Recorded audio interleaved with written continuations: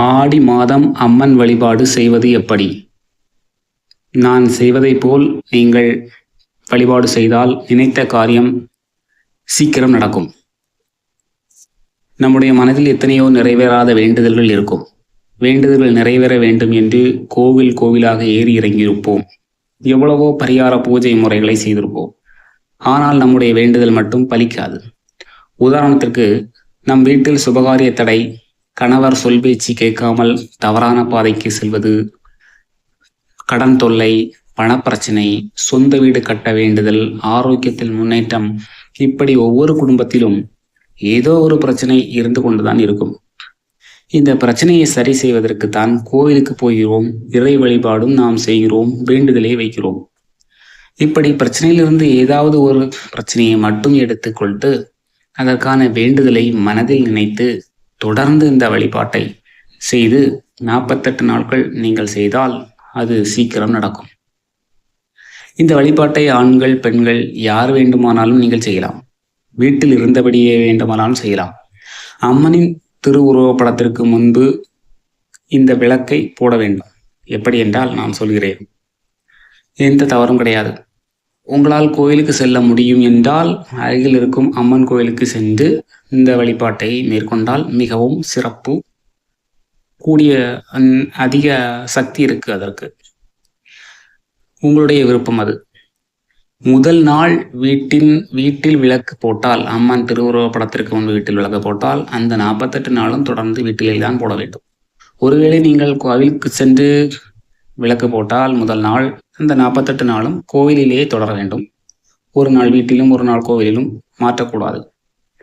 இந்த வழிபாட்டிற்காக ஒரு மண் அகல் விளக்கை பயன்படுத்துங்கள். அதற்கு மஞ்சள், குங்குமம், பொட்டு வைத்து விளக்கேற்றி கொள்ளவும். விளக்கெண்ணெயில் தீபம் நின்று எரிய வேண்டும். அதற்காக பஞ்சு திரியை போட்டு விளக்கேற்றி வைத்துவிட்டு முன்பு அம்பாள் திருவுருவ படத்திற்கு முன்பு நின்று பிரார்த்தனை செய்யுங்கள்.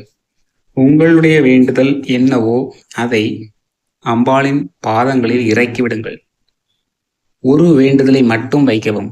மொத்த வேண்டுதலையும் போட்டு நீங்களும் குழம்பி பகவான் அம்பாளையும் குழப்பி விடாதீர்கள்.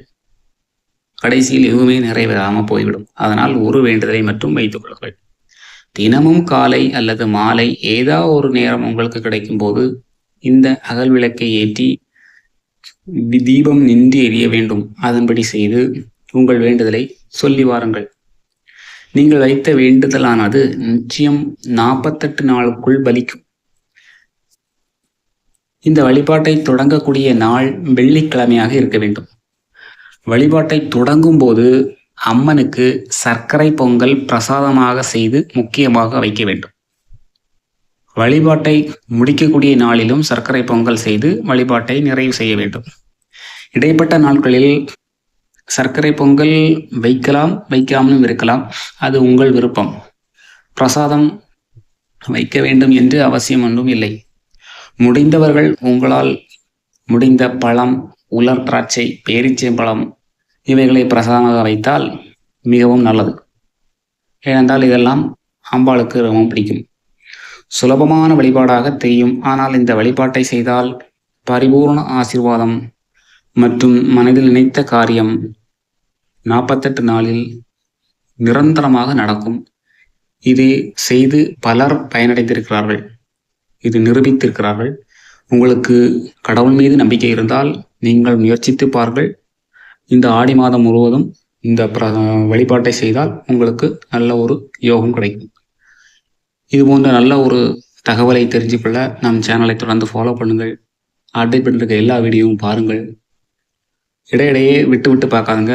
முழு வீடியோவும் ஃபுல்லாக பாருங்கள். அப்போ தான் அதில் சொல்கிற தகவல்கள் அனைத்தும் உங்களுக்கு தெரிய வரும்.